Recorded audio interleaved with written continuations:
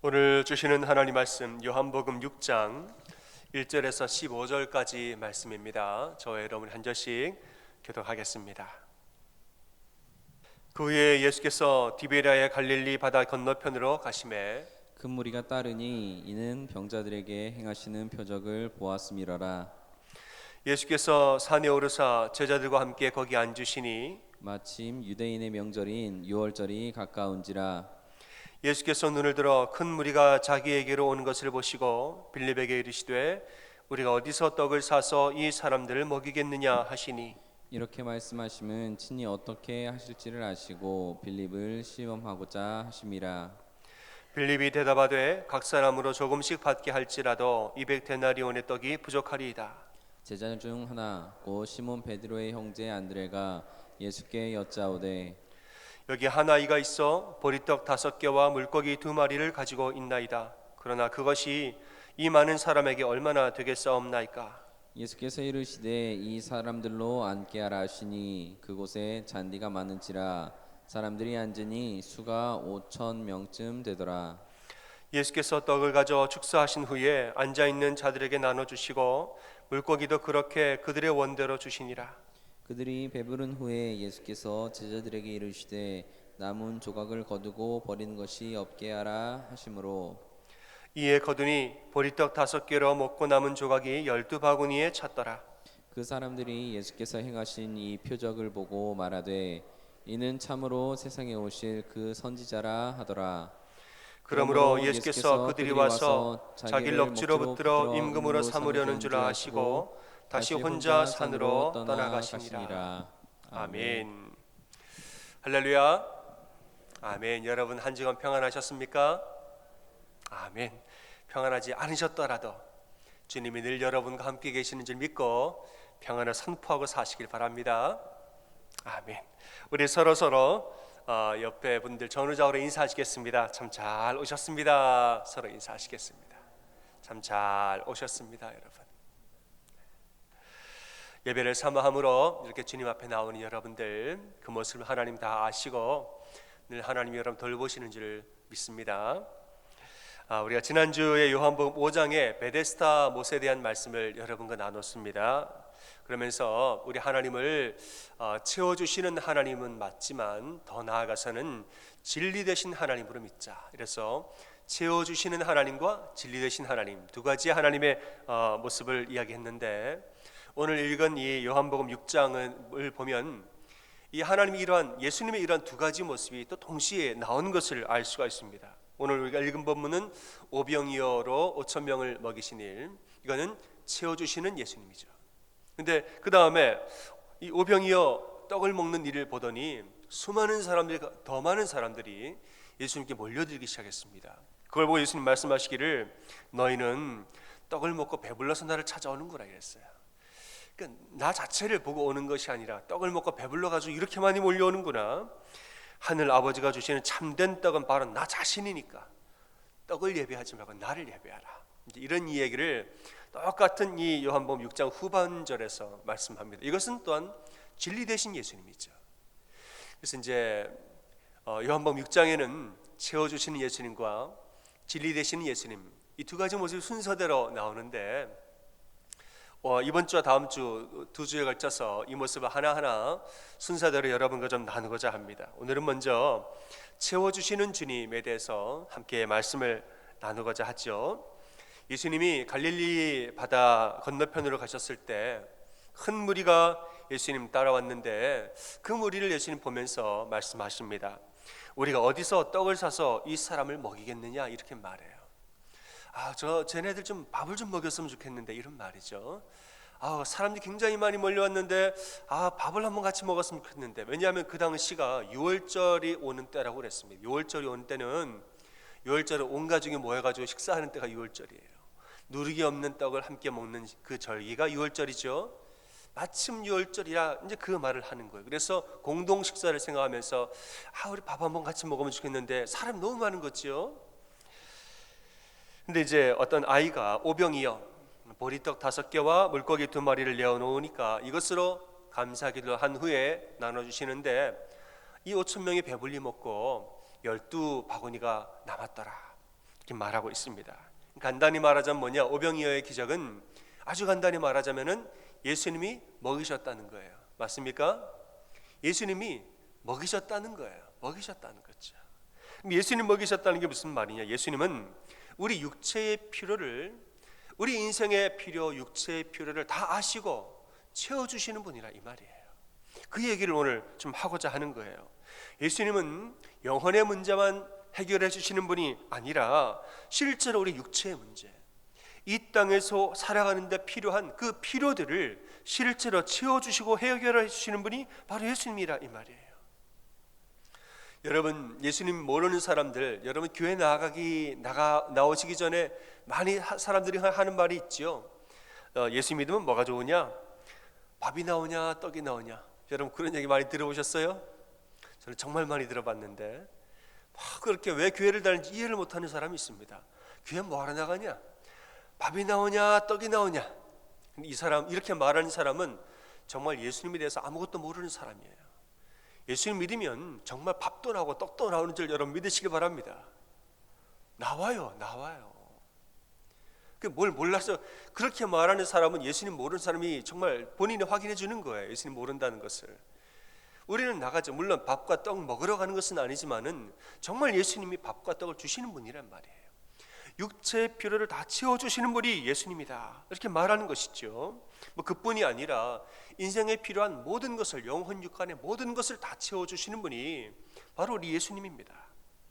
성경을 여러분 자세히 읽어보시면은 우리 하나님이 채워주시는 방법과 이 모습이 여러 가지가 나오는데 천편일률적으로 한 가지 방법으로 우리를 채워주시는 게 아니에요.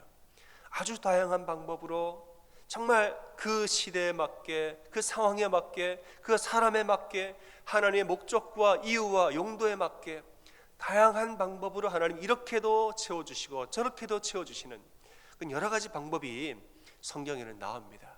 그래서 오늘은 하나님 우리를 어떻게 채워주시는가 5가지의 채워주시는 방법들을 여러분과 좀 나누고자 하는데, 여러분 이 말씀을 가만히 들어보면서 그래, 하나님이 나를 이렇게 어떻게 채워주시나, 지금은 나를 어떻게 채워주고 계신가, 또 하나님이 이렇게 채워주시는 건 어떤 이유가 있는가, 함께 들으시면서 같이 묵상해 보시기를 바랍니다. 하나님은 우리를 어떻게 채우시는가? 첫 번째로는 차고 넘치도록 채워주십니다. 어떻게 채워주신다고요? 다 함께 하겠습니다. 시작. 차고 넘치도록 채우십니다. 아멘. 하나님은 가장 먼저 차고 넘치도록 우리를 채워주시는 분이에요. 예수님이 베드로와 야고보와 요한 3명도 어부죠. 어부들을 제자로 이제 삼으실 때 이 3명이 밤새도록 배를 타고 그물을 던졌는데 고기를 못 잡았습니다. 자기 노력과 내 지혜로 열심히 그물을, 내가 어부인데 내 힘과 내 지혜와 내 능력으로 열심히 그물을 던졌는데도 안 잡힐 때가 있습니다. 어부들이 나갈 때마다 만선으로 돌아오는 게 아니죠. 아무리 해도 못 잡았단 말이에요. 근데 예수님이 가서 그물을 이제 오늘은 공쳤나 보다, 그물을 싣고 있는 예수님 모셔가지고 깊은 데로 가라, 깊은 데로 가서 그물을 내려라. 예수님 목쓰고, 이 사람들은 어부인데 목쓰고 하는 말을 안 들으려고 그러다가 말씀을 의지하여서 순종하겠나이다. 가서 깊은 데 그물을 던졌단 말이죠. 어떻게 됐습니까? 고기가 너무너무 많아서 차고 넘치도록 고기가 잡혀가지고 그물이 찢어질 정도로 고기가 잡혔다, 이렇게 말하고 있지요. 그 다음에 예수님 뭐라고 말씀하시죠? 너희는 나를 따르라고 말씀하세요. 차고 넘치도록 채워주신 후에 사명을 주셨단 말이죠. 예수님 부활하신 후에 이 제자들을 디베랴 바닷가 갈릴리 호수에서 다시 만나십니다. 부활하신 후에 다시 만나시는데 그날도 상황이 똑같습니다. 밤새도록 그물을 던졌는데 고기 못 잡았어요. 새벽녘에 예수님 오셔가지고 배 오른편에 그물을 던졌더니 그물을 들 수 없을 정도로 너무너무 차고 넘치도록 고기가 잡혔더라, 이렇게 말하지요. 그런 다음에 예수님 뭐라고 말씀하시죠? 차고 넘치도록 채워주신 후에 뭐라고 말합니까? 내 양을 먹이라, 내 양을 치라. 사명을 주셨단 말이죠. 네가 젊었을 때는 원하는 대로 다 마음대로 다녔지만은 늙어서는 사람들이 내 팔을 벌리고 띠를 띄우리니 원치 아니한 것을 가더라도 너는 각오하고 살아야 한다. 사명을 주셨다는 말입니다. 여러분, 제자들의 그물이 차고 넘치도록 고기를 주셨다. 이 말은 물론 육체의 양식을 주신 것도 있지만은 또 제자들에게는 어떤 의미가 있느냐? 이거는 차고 넘치도록 채워주시는 은혜를 의미하기도 합니다. 실제로 이 제자들은 그들의 인생에서 정말 일반인으로서는 상상할 수 없는 놀라운 은혜와 차고 넘치는 역사를 정말 많이 경험한 사도들이에요. 근데 하나님이, 우리 예수님이 왜 이런 은혜를 제자들에게 주셨는가 하면 남들보다 더 큰 사명 감당하라고 차고 넘치게 주신 거예요. 그냥 주신 게 아니고 차고 넘치도록 주신 이유는 남들보다 더 큰 사명 감당하라고 차고 넘치게 주셨다는 말이죠. 실제로 제자들 이 사명 감당하느라고 수많은 고난 다 당하고 살았지만은 다 이기고 견디고 하늘 날아갔습니다. 왜냐하면 차고 넘치는 은혜가 있었기 때문에 그 모든 사역 감당한 거예요. 여러분, 예수님이 여러분에게 차고 넘치는 복을 주실 때가 있죠. 늘 그런 것은 아니지만 그럴 때가 있고 또 그런 사람이 있습니다. 그럴 땐 여러분, 그냥 나 다 먹고 다 잘 살라고 주셨구나가 아닌 거예요. 차고 넘치게 주셨으면은 그만큼 하나님이 더 큰 사명 감당하라고 주시는 줄 믿고 하나님 주신 사명으로 알고 열심히 주님 사역 감당하는 여러분 되시기를 바랍니다. 두 번째로 우리를 어떻게 채워주시는가? 필요한 만큼만 채워주십니다. 어떻게 해요? 다 함께 말하겠습니다. 시작. 필요한 만큼만 채워주십니다. 다 필요한 만큼만 채워주세요. 우리 마음 같아서는 언제나 막 늘 차고 넘치게만 주셨으면 좋겠죠. 늘 가득 좀 부어주시지. 딱 이렇게 쓸 만큼만 주셔가지고 사람 참 곤란하게 만드신다. 여러분, 늘 차고 넘치게 주시면 좋겠지만은 대개는 그렇지가 않아요. 사실 대개의 경우에는 필요한 만큼만 주시는 게 대개의 경우예요. 출애굽한 백성들이 광야로 나갔는데 당장에 먹을 것이 없었습니다. 하나님 기도를 하고 먹을 걸 주십시오 기도했더니 하나님이 만나를 내려주시죠. 그런데 이 만나는 여러분 어떤 건지 아시죠? 딱 하루 분량만 거둘 수가 있습니다. 만나가 땅에 내리는데 아무리 많이 거둬도 소용이 없습니다. 다음 날 때면은 상해가지고 냄새가 나가지고 못 먹습니다. 그게 만나예요. 그러니까는 만나는 매일매일 딱 그만큼만 주시는 거지. 그만큼만. 답답한 거예요. 처음에는 주실 때는 감사하지만 아유 드디어 먹을 게 생겼다. 하지만 시간이 지나니까 답답한 거예요. 아니 좀 며칠치를 좀 이렇게 하지. 왜 이렇게 딱 필요한 만큼만 매일매일 주시나 답답한 마음이 있죠. 하지만 여기에도 다 이유가 있다는 거예요. 이유가 있습니다. 신명기 8장 3절에 말하지요. 너를 낮추며 너를 줄이게 하시며 너도 모르고 조상들도 모르던 만나를 내게 먹이게 하신 것은 사람이 떡으로만 사는 것이 아니요 여호와 입에서 나오는 모든 말씀으로 사는 줄을 내가 알게 하려 하심이니라 말했습니다. 하나님이 왜 만나를 매일매일 필요한 만큼만 주셨는가?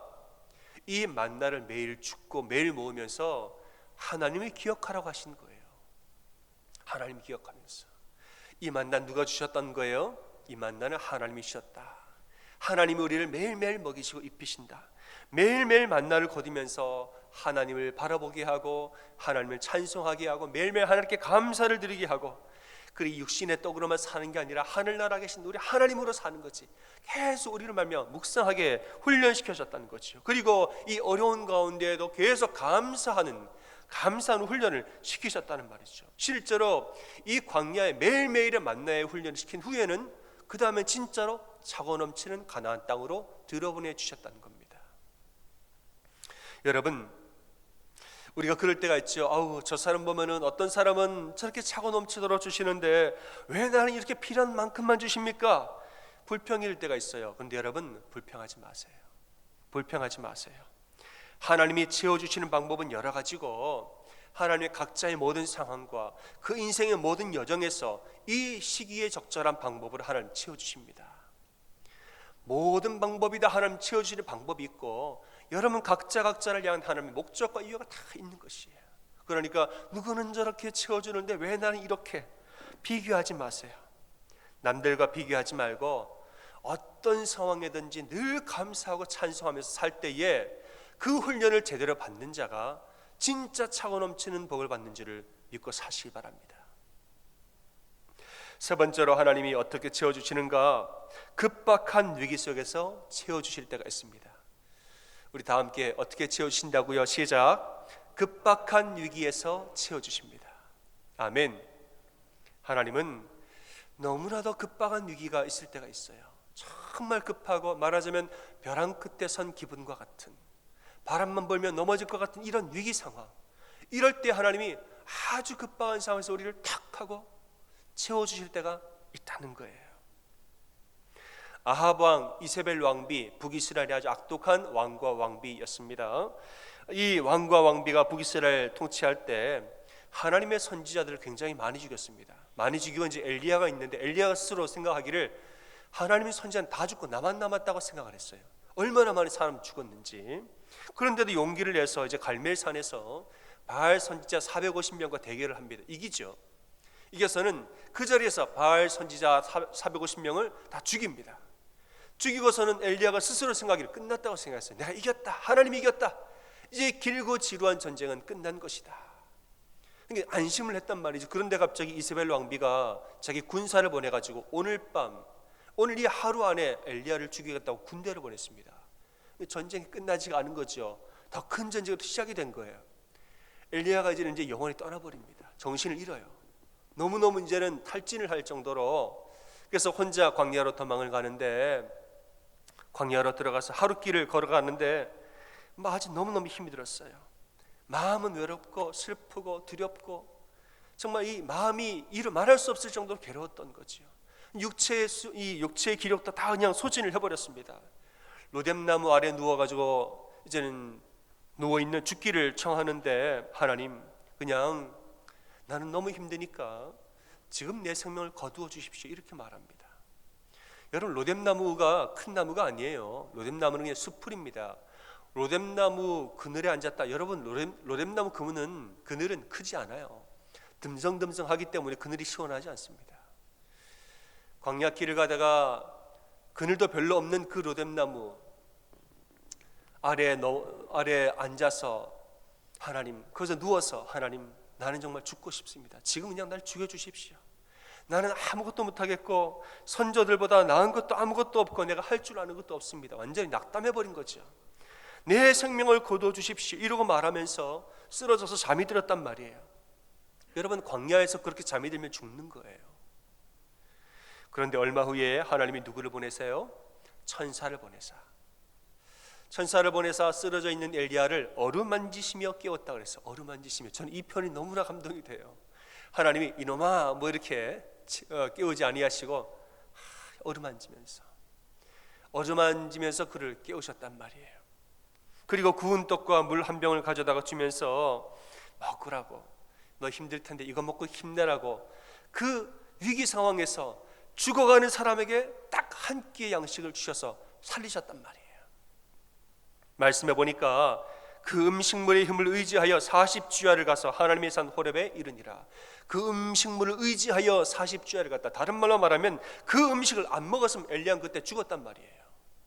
그 음식을 의지하여서 40주야 기운에 갔다.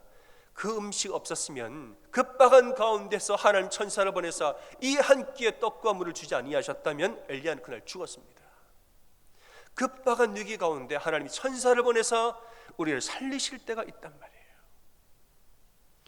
엘리야가 누구냐? 엘리야는 능력의 선지자요, 하나님이 지극히 사랑하는 선지자였습니다. 그러니까는 능력이 대단하고 믿음도 대단한 선지자였던 거예요. 우리가 생각하기를 이런 능력이 있고 저렇게 믿음이 좋으면은 복을 받아야 하는 게 아니냐, 탄탄대로를 걸어야 하는 게 아닌가. 근데 현실은 그렇지 않단 말이죠. 아무리 능력이 대단하더라도, 아무리 지식이 많고 술수가 좋고 재주가 좋다 한들, 아무리 하나님이 사랑하는 자요 믿음이 강력한 자라 할지라도 극심한 위기를 경험할 때가 있다는 말이에요. 욥도 마찬가지입니다. 욥은 하나님을 잘 섬기고 동방의 의인으로 소문이 날 정도로 대단하고 훌륭한 사람이었어요. 근데 욥도 극심한 고통과 극심한 위기 가운데 처할 때가 있었다는 거죠. 우리가 되게 이런 일을 당하면 회의가 됩니다. 내가 이렇게 똑똑한 사람이, 이렇게 내가 하나님 열심히 믿은 내가 왜 이런 위기를 내가 당하나, 회의가 될 때가 있다는 말이죠. 욥의 아내가 말합니다. 당신은 차라리 하나님 욕하고 죽어라, 이렇게 말을 합니다. 회의가 드는 거예요. 하지만 여러분, 어떠한 어려움 가운데에도 하나님을 향한 믿음을 절대로, 여러분 절대로 잃어버리지 마시기 바랍니다. 어떤 위기와 어떤 급박한 상황, 죽음을 목전에 둔 어떤 급박한 상황 가운데에서도 여러분 하나님에 대한 믿음을 절대로 포기하지 말고 끝까지 여러분 붙들고 사시기를 바랍니다. 왜냐하면 고난 가운데는 다 뜻이 있습니다. 하나님이 우리에게 고난과 위기를 주실 때는 그건 다 뜻이 있다는 거예요. 엘리야는 이 고난을 지난 다음에 더 큰 자가 되어서 두 나라의 왕을 세우는 자가 됩니다. 아람의 왕을 세우고 북이스라엘의 왕을 세우는 자로 사역을 하게 됩니다. 그리고 자기 후임의 선지자 엘리사도 세우게 됐지요. 욥은 어떻게 됐느냐? 끝까지 하나님을 의지함으로 갑절의 복을 받았다고 말을 합니다. 고난을 경험하게 하는 것은 다 이유가 있다는 거예요. 아무리 아파도, 아무리 힘들어도, 아무리 마음이 쓰러지고 육신이 소진하들지라도 하나님의 인도하심에 대한 이 믿음은 결단코 포기하지 말고 끝까지 지키시기를 바랍니다. 사랑하는 여러분, 여러분이 너무 힘이 들을 때에 마치 이 벼랑 끝에 선 것 같은 이 외로움이 우리에게 찾아올 때에, 그때에 만약에 하나님이 천사를 보내서 한 끼 식사를 여러분에게 주신다면은 이것이 하나님의 사인인 줄 믿으시기 바랍니다. 그럴 때가 있어요. 너무 힘들어서 별의별 생각을 정말 다 하는데 그때 누가 전화를 하는 거예요. 그건 그때 하나님이 다 무엇을 채워주시고 길을 열어주실 때가 있습니다. 이럴 때가 있으면 여러분, 이것이 바로 여러분을 향한 하나님의 사인인 줄 믿으시면 돼요. 아무개야 염려하지 마라. 내가 다 지켜보고 있다. 내가 다 알고 있고 내가 너를 다 돌보고 있다. 이 고난을 잘 이기면 내가 너를 더 귀하게 들었으리라. 이렇게 우리가 말씀해 주시는 하나님의 사인인 줄 알고 여러분 용기와 힘을 내시기 바랍니다. 더 나아가서는 여러분 또한 이런 하나님의 천사로 쓰임받는 여러분 되시길 바랍니다. 우리가 기도하다 보면 하나님이 누구를 도와줘라 이런 마음을 주실 때가 있어요. 하나님 우리에게 도와줘라고 말씀하실 때에는 그 다 이유가 있는 거예요. 하나님이 우리를 그러한 천사로 쓰시고 싶어 하는 거예요. 하나님은 사람을 살릴 때 사람을 쓰십니다. 하나님은 우리를 천사로 들어 쓰셔서 다른 사람에게 너무너무 중요한 사인을 주실 때가 있다는 것이에요. 여러분, 하나님이 여러분에게 그런 마음을 주실 때에는 아유 누가 있겠지 뭐, 하나님 알아서 하시겠지, 사람이 아니라 하나님 직접 하시면 되지요, 그런 말 하지 마시고 기꺼이 제가 그리 하겠나이다 순종함으로 나아가는 여러분 천사로 사시기 바랍니다. 또 하나님이 어떻게, 네 번째로 어떻게 우리를 채워주시는가? 구하지 않아도 채우실 때가 있습니다. 어떻게 해요? 시작. 구하지 않아도 채우십니다. 아멘. 우리가 구하지도 않았는데 먼저 그냥 다 채워주실 때가 있습니다. 참 감사하지요. 오늘 본문에서 예수님 5,000명의, 사실 5,000명 이상이죠. 굉장히 많은 사람을 먹이셨는데, 근데 이 사람들이 예수님을 따라올 때 왜 따라왔습니까? 밥 먹으려고 따라왔습니까?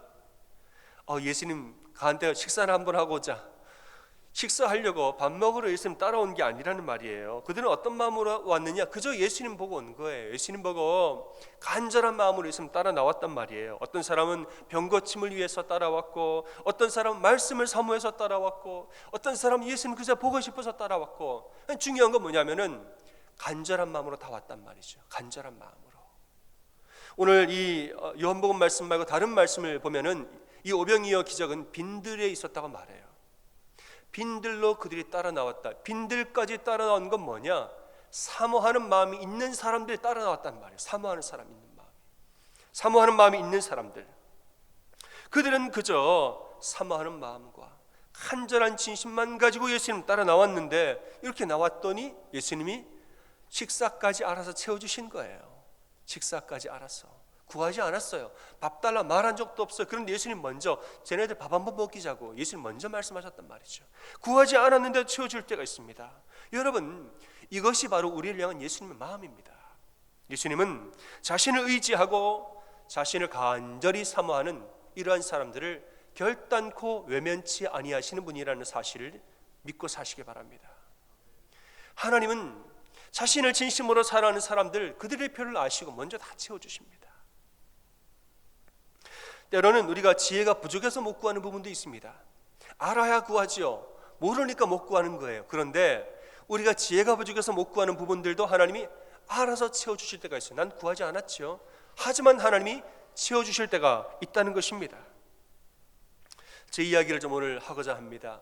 제가 이제 시카고에 이제 유학을 와서 공부를 시작할 때 제가 얼마나 열심히 공부하리라 각오를 하고 왔겠어요. 이제 내 미국에서 유학을 시작하면은 아주 열심히 우리 가족도 있는데 열심히 내가 공부해야지. 공부만 제가 생각하고 왔어요. 갔는데 공부를 시작하지 한 달인가 지나지 않아서 시카고에서 큰 교회가 있습니다. 감리교에서는 제일 큰 교회예요. 큰 교회에서 갑자기 뭐가 연락이 왔어요. 김대기 목사 혹시 우리 교회 부목사로 오지 않겠느냐고. 전 연락한 적도 없는데 어떻게 소식을 듣고 저를 연락을 하신 거죠. 근데 제 마음속에 나는 공부하러 왔다 이게 있어가지고 그 현지 사정을 제가 몰랐던 거죠. 아무것도 모르고 유학을 왔기 때문에 제가 거절을 했어요. 전화해가지고 담임 목사님 이제 통화하면서 목사님 참 감사한데 죄송합니다. 제가 공부하러 왔기 때문에 공부만 하고 싶습니다. 그랬더니 목사님이 그래요. 알겠습니다. 그런데 나중에 기회가 된다면은 식사라도 한번 합시다. 이렇게 하시고 이제 끊으시더라고요. 감사하죠. 배려해 주셔가지고. 근데 이제 시간이 제가 지나고 나니까 사역을 왜 해야 되는지 알게 된 거예요. 사역을 해야겠구나. 그리고 그 교회에서 부교육자 사역 이 연락이 온 것이 정말 흔한 일이었다는 것도 제가 나중에 알게 된 거죠. 근데 이제 사역을 해야 되는데 목사님께 다시 전화를 드리기 너무 죄송한 거예요. 내가 거절을 해놓고서는 무슨 면으로 전화를 하나. 근데 마지막 말씀이 기억이 났습니다. 마지막에 끊을 때 나중에 식사라도 한번 합시다. 그 말씀이 생각이 나가지고 전화해도 받아주시겠지. 전화를 했는데 목사님 이러저러 해서 자리가 있습니까? 했더니 얼른 오라는 거예요. 얼른 갔죠. 가서 이제 거기서 부목사를 제가 하면서 이민 목회에 제가 눈을 뜨고 많이 배웠습니다. 근데 나중에 제가 알게 된 사실인데 이 모든 것이 하나님의 인도하심이 있었습니다. 제가 전혀 알 수 없는. 왜냐하면 이제 제가 고사를 죄송합니다 말씀을 드리고 저 다음에 다른 부목사님이 오시기로 청빙 결정이 됐다는 거지요. 뉴욕에서 어떤 한 부목사님이 오시기로 청빙하기로 결정을 다 했는데 이제는 결정을 다 하고 와야 되는데 갑자기 교회와 연회 사이에 갈등이 생겨가지고 어떤 문제가 좀 생겨가지고 이 청빙이 취소가 된 거예요. 그러니까 뉴욕에 계신 목사님은 그게 오려고 짐을 다 싸가지고 티켓까지 끊었다가 갑자기 뭐가 틀어져가지고 못 오게 된 거예요. 제가 그때 가겠다 그러면 제가 못 가게 되는 거죠. 그 뒤에 이제 그분이 잘 안 되고 그 다음에 교회와 연회가 잘 이야기를 해가지고 이번에는 지난번처럼 하지 말고 정말 우리가 서로 협력해서 제대로 한번 잘 모셔봅시다. 그렇게 이제 결정을 했는데 제가 연락을 드린 거예요. 그래서 제가 거기 가서 부목사로 이제 사역을 하게 됐죠. 물론 각자를 향한 부르심이 다 있는 줄 믿습니다. 하지만은 분명한 것은 하나님이 나도 모르는 사이에 내가 모르는 것까지 하나님이 인도하시고 예비하셨다는 거예요. 전 놀랐습니다. 놀랐고 하나님이 인도하실 때 이렇게 인도하시는구나 놀랐습니다.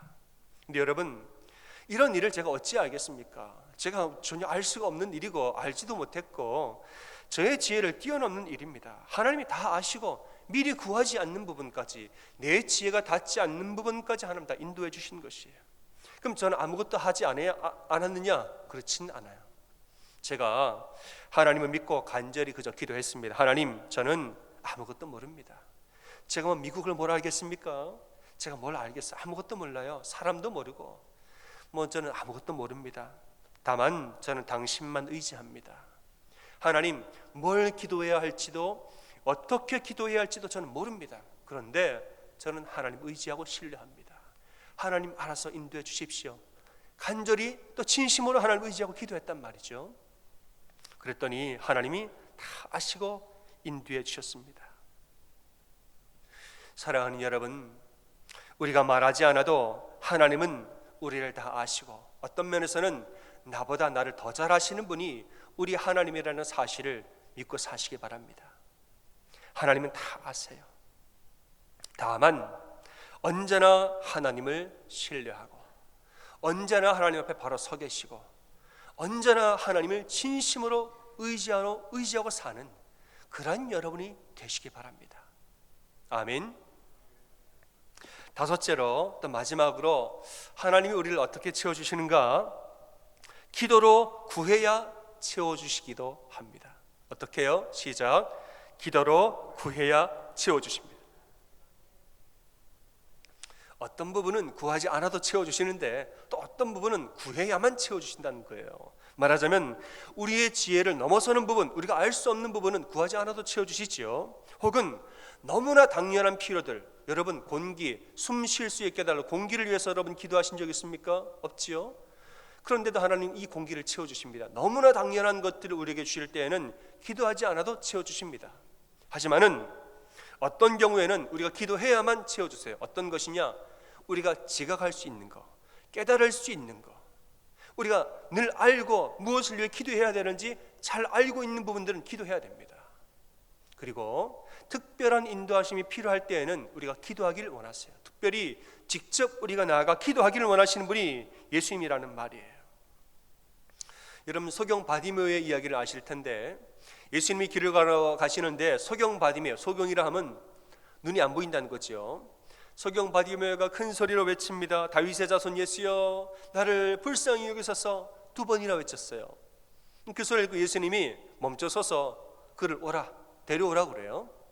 바디메오가 예수님께 나아갔죠. 여러분 소경이 예수님께 나아갈 때 어떻게 나아갔을까요? 뛰어갔을까요? 소경이 예수님께 나올 때 온 사람이 바디메오를 다 보고 있는데 어떻게 나왔을까요? 누가 봐도 소경처럼 나왔겠죠. 누가 봐도. 예수님 옆에 나왔는데 예수님 뭐라고 물어본지 아시죠? 이렇게 물어보세요. 내게 무엇을 해주기를 원하느냐? 이렇게 물어봐요. 내게 무엇을 해주기를 원하느냐? 여러분 이런 질문이 정말 필요할까요? 누가 봐도 소경인데 소경의 간절한 마음으로 부르짖었는데 그 사람 뭐가 필요해서 왔을까요? 누가 봐도 아는 거예요. 그런데 예수님은 그래도 물어보셨다는 거죠. 왜냐? 네 입으로 직접 말해보라는 겁니다.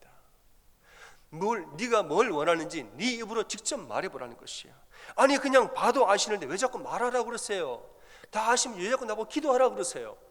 하나님 그래도 기도하기를 원하세요. 왜냐하면 내 입으로 직접 고백하기를 원하시기 때문인 것이에요. 자기 입으로 구해야 그게 바로 자기 믿음인 것이지 옆에 사람이 이 사람 좀 눈뜨게 해주십시오. 그건 옆에 사람 믿음이에요. 당신은 해주실 줄 믿습니다. 예수님이니까 하실 수 있지요. 이 사람 눈 좀 뜨게 해주세요. 이거는 이 옆에 사람 믿음이지요. 자기 믿음이 아니에요. 네 입으로 한번 이야기해보라는 말은 네가 정말 나를 신뢰하는지 네 마음을 나에게 보여달라는 거지요. 그래서 예수님은 우리가 직접 기도하기를 원하시는 것입니다. 마찬가지예요 여러분. 우리가 기도하지 않아도 예수님 우리의 필요를 다 아시는 거 맞습니다. 하지만은 그래도 예수님은 우리가 간절히 기도하고 구하기를 원하시는 것이에요. 그때야 우리에게 응답하시고 역사하시는 거예요. 왜냐하면은 기도를 보세요 여러분. 기도라는 것은 시간을 내어서 나와야 하고 기도의 자리로 나와야 하는 것이죠. 이 모든 것 자체가 이미 예수님을 신뢰하는 순종의 행위라는 것이에요. 말로만 믿습니다 하지 말고 내 앞에서 순종의 행위를 보여달라는 것이에요. 나와서 시간을 내어서 네 입으로 기도하는 그 순종의 모습을 나에게 보이라는 것이지요. 그리고 기도할 때에는 마음을 다하여서 간절한 마음으로 기도하는 것, 이 모습과 너의 마음을, 너의 진심을 나에게 보여달라는 것이에요. 예수님은 그 진심을 보기를 원하시기 때문에 우리가 직접 기도할 때까지 기다리시는 것입니다. 우리는 가끔 착각을 할 때가 있습니다. 기도하지 않아도 예수님 다 아셔. 맞아요, 다 아세요. 다 아시는데 역사는 안 하십니다. 예수님 다 아세요. 근데 역사 안 하세요. 어느 제 학생이 그렇게 말하죠. 학교에서 시험을 쳤는데 너무 어려운 문제가 나왔대요. 이 학생 공부를 또 안 한 모양이지요. 그래서 이렇게 정답을 못 적고 이렇게 적었다는 거예요. 주님만이 다 아십니다. 그 신학교에서 있었던 일이죠. 신학교에서 뭐 신학적인 문제가 나왔는데 주님만이 다 아십니다 이렇게 쓰고 적어냈대요. 근데 교수님 보고 점수를 매겼는데 어떻게 매긴 줄 아시죠? 주님만이 아시는 건 맞는데 그러면은 주님 100점, 당신은 빵점 그랬다는 거죠. 주님이 다 아시는 거 주님 100점, 너는 빵점. 주님이 다 아시는 건 맞아요. 다 아시는 건 맞는데 아무리 다 알아도 우리가 이렇게 말만 하면서 실제로 기도하지 아니하면은 예수님 역사하지 아니하신다는 거예요. 믿음은 있는데 순종이 없지요. 마음은 있는데 마음에 따라 행위가 없는 것이죠. 그래서 예수님은 우리가 좀 정신을 차리고 기도의 자리로 나와서 정말 우리의 입을 열어서 간절히 기도할 때까지 기다리실 때도 많다는 겁니다.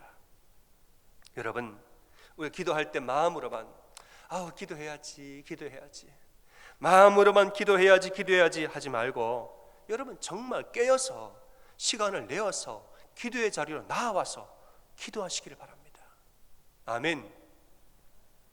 기도라는 것은 우리 입술의 고백, 마음의 진심, 우리 손과 발의 행위의 순종, 이 모든 것이 함께 어우러지는 것이 기도예요. 하나님은 우리의 모든 입술의 고백, 마음의 진심, 손과 발의 순종의 행위, 모든 것을 다 함께 보신다는 거예요. 이렇게 기도할 때에 예수님이 들으시는 줄을 여러분 믿으시기 바랍니다. 그래서 오늘 이렇게 채워주시는 주님의 5가지의 방법, 5가지의 모습을 여러분과 나눴습니다. 주님은 한 가지 방법으로만 채워주시지 않아요. 이것만 채웁니다, 이것만 은혜다, 그렇지 않다는 거예요. 다양해요. 때로는 차고 넘치게 채워주시고, 때로는 다 필요한 만큼만 주시고, 때로는 정말 급박한 위기 가운데 채워주시고, 때로는 구하지 않아도 주시고, 때로는 구할 때까지 기다렸다 주시고, 구해야만 주시는 거고, 각양각색의 방법으로 주시는데, 이러한 각각의 방법들은 거기는 저마다의 이유와 저마다의 목적이 있다는 사실이에요. 이게 오늘 말씀의 결말이고 핵심인 거죠. 여러 가지 모습과 여러 가지 방법으로 채워주시지만은 그 모든 방법에는 각자의 이유와 각자의 목적이 있고, 우리를 향한 하나님의 뜻이 다 있다라는 것이에요. 하나님은 당신의 목적에 따라서 다양한 방법으로, 다양한 모습으로 채워주시면서 우리의 삶을 이럴 땐 이렇게, 저럴 때는 저렇게 계속 우리 인생 전체를 인도해 나아가고 계시는 거예요. 이 말씀을 믿을 때 우리가 3가지를 알아야 하는데, 첫째는 뭐냐? 어떤 상황에서도 하나님 반드시 채우시고 인도하신다는 사실을 믿고 사시길 바랍니다. 이럴 때는 이렇게, 저럴 때는 저렇게 채워주시는 거예요. 이럴 땐 왜 이러냐고 불만하지 말고, 저럴 땐 저렇게 왜 저러냐고 불만하지 마세요. 저렇게 돼야만 채워주시는 것인데 나 이렇게 만드셨습니까? 그러지 마세요. 어떠한 상황이든 간에 하나님은 언제나 그분만의 방법으로 반드시 채워주시는 분입니다. 이 사실을 믿고 사세요. 2번째는 뭐냐? 채워주시는 방법을 남들과 비교하면서 불평하지 마세요. 저 사람은 저렇게 주면서 나는 이렇게 줍니까? 여러분, 다 이유와 목적이 있는 거예요. 그 사람도 이유와 목적이 있고 나도 이유와 목적이 있는 것이에요. 남들의 체험받는 방법들 비교하지 말고 스스로, 여러분 이걸 뭐라 속쓰리하지 마세요. 하나님은 여러분을 지극히 사랑하십니다. 비교하지 말고 오히려 이럴 때는 언제나 감사하고, 언제나 주님께 찬양하고, 주님을 의지하고 언제나 주님과 함께 동행하는 것을 연습할 때에는 하나님은 더 크게 여러분 쓰실 줄 믿으시기 바랍니다. 마지막으로 이 모든 것을 아는 여러분들, 좋으신 하나님을 진심으로 의지하고 늘 기도하고 하나님과 동행하는 여러분 되시기 바랍니다. 사랑하는 여러분, 이 한 주도 정말 우리의 채워주시는 주님을 믿고 주님과 함께 동행하는, 주님을 의지하고 주님을 신뢰하고 사는 여러분 다 되시기를 주님의 이름으로 축원합니다. 아멘. 우리 옆에 분들에게 이렇게 한번 격려해 보겠습니다. 하나님을 믿으세요. 반드시 채워주십니다. 이렇게 인사하겠습니다. 시작. 하나님을 믿으세요. 반드시 채워주십니다. 아멘. 찬양하겠습니다.